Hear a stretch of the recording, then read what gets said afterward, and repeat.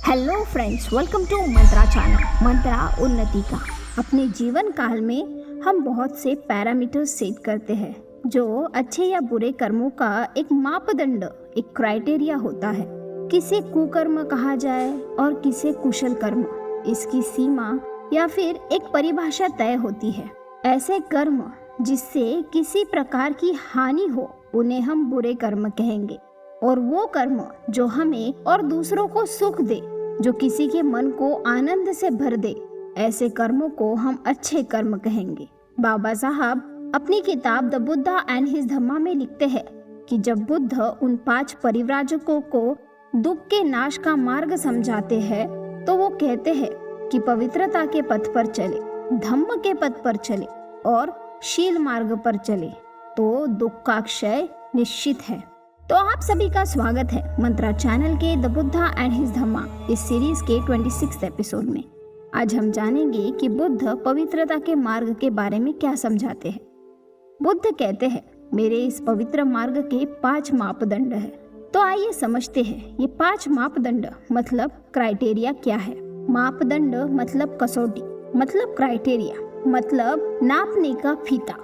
जैसे हम लीटर और केजीज को गिनते हैं, वैसे ही जीवन की कसौटी कुछ क्राइटेरिया होना चाहिए, कोई माप होना चाहिए जो हमें अच्छे या बुरे होने की समझ दे, जिससे हम समझ सके कि अपने आचरण की कौन सी सीमा लांघने से हम बुरे या फिर बेहद अच्छे साबित हो सके।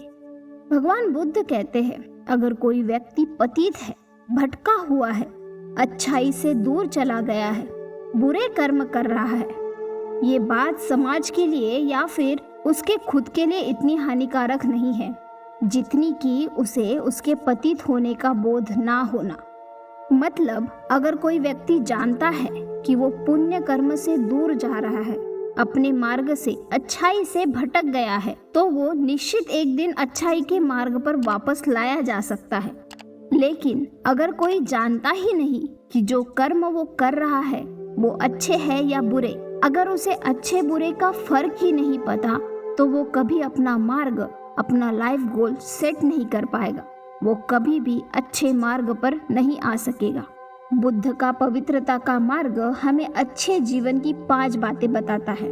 हमें वो 5 मापदंड सिखाता है जो हमें अपने और दूसरों के, अपने परिजनों के जीवन को सुखी करने में मदद करता है। तो आइए जानते हैं क्या है पवित्रता का मार्ग।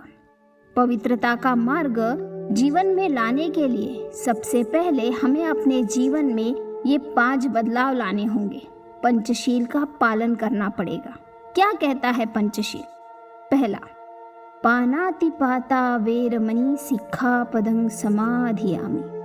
प्राणी हिंसा से दूर रहने की, विरत रहने की प्रतिज्ञा करना, मतलब सभी प्राणियों के प्रति प्रेम की भावना रख मैत्रीपूर्ण कर्म कर अपने शरीर और मन को पवित्र करना। दूसरा, अदिन्न दाना वेरमणि सिक्खापदं समाधियामि। चोरी ना करना, किसी दूसरे के वस्तु को अपनी ना बनाना। इसे ऐसे कह सकते हैं कि मुक्त हस्त से दान कर खुद को पवित्र करना, शुद्ध करना। दूसरों की वस्तु की कामना को अपने मन से निकाल अपनी कोई वस्तु या ज्ञान दान कर खुद को सुखी करना। तीसरा, कामे सुमिच्छाचारा वेरमणि सिक्खापदं समाधियामि। काम मिथ्याचार से दूर रहना, मतलब मन को शांत कर, शरीर और आचरण में सादगी को समाविष्ट कर, संतुष्ट जीवन को व्यतीत कर खुद को शुद्ध या पवित्रता की कसौटी पर रखना।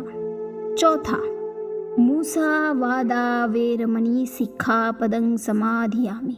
झूठ ना बोलना, किसी की निंदा ना करना, मतलब सत्यतापूर्ण व्यवहार कर खुद को पवित्र करना। 5वां शील, सुरामेरय मज्जपमादठाना वेरमणि सिक्खापदं समाधियामि। सभी प्रकार के मादक वस्तुओं के सेवन से खुद को दूर रखना, मतलब अपनी स्मृति, अपने विवेक को निरंतर सुस्पष्ट और प्रज्वलित रखना, खुद को जागरूक रख शरीर और मन की पवित्रता बनाए रखना। आपको ये एपिसोड कैसा लगा और आपके लिए पवित्रता की कसौटी क्या है? प्लीज कमेंट कीजिए। तो तो मिलते हैं नेक्स्ट एपिसोड में, जहां हम जानेंगे दुख निवारण का दूसरा मार्ग, यानी धम्म के पथ पर चलना। वीडियो को लाइक कीजिए और चैनल को सब्सक्राइब कर बेल आइकॉन से ऑल नोटिफिकेशंस ऑन कीजिए।